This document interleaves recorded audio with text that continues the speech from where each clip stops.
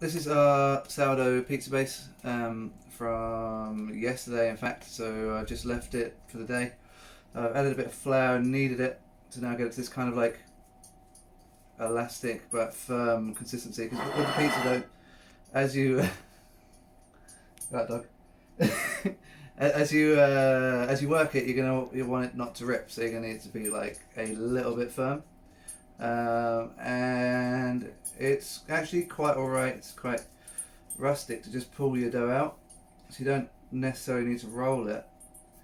You can just stretch it with your fingers and get a bit of flour under it.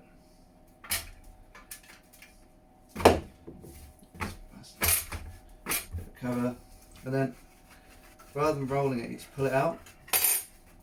And by pulling it out, you're going to end up with like, it's not going to be a completely uniform base, but it's going to have nice little kind of thin bits and thick bits, and you might even get a little hole here or there, but don't really worry about that. Just kind of hold it, stretch it, leave the little lip, like the characteristic lip on the edges, and you can just do it like this. You just push it, stretch it out. You see it's thin. There's like little high bits and slightly lower bits, but all in all, pretty thin, pretty spread. With your tomato sauce, less is more. You don't want to absolutely drain it in tomato sauce because you're going to end up with just a really soggy pizza. So maybe just cut the spoons, see how that goes. A bit more. Just a bit. I mean, it's tomato on bread. You don't want to soak it, or you just get something very, very soggy.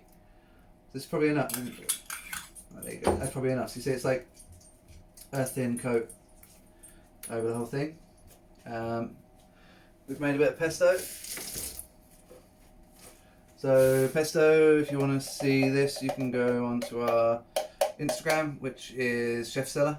But pesto is essentially it's olive oil and basil, and then you can go parmesan, a bit of lemon juice, garlic, you can go pine nuts. You can add things into it to make it more elaborate, but essentially basil, garlic, and olive oil.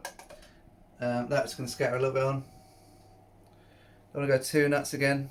Yeah, like it's going to have lots of flavour. It's like toasted bread with nice sauces and punchy things all over it. So this is probably going to be enough.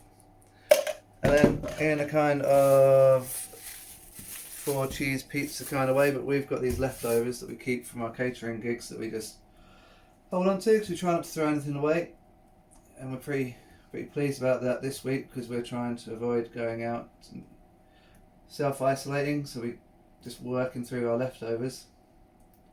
And again, you know, like shred it up, dot it around.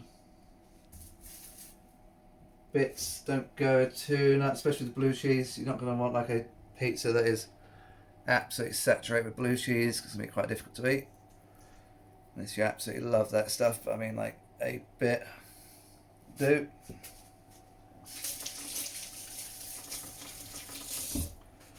And lastly, this is a bit of Colombier, I think. Just another quite mild French cheese. Just drop a few bits of this around. Wherever, we've already got quite a bit on there, so I'm going to stop. That will do. And last step for your pizza base, of course, olive oil.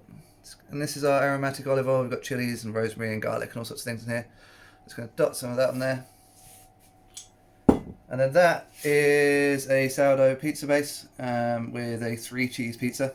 And we're just going to pop that in your oven. Just turn your oven up super high. You want to cook it as fast as possible and just bring it out when it's crispy and the base kind of feels solid and taps from underneath. Put that in.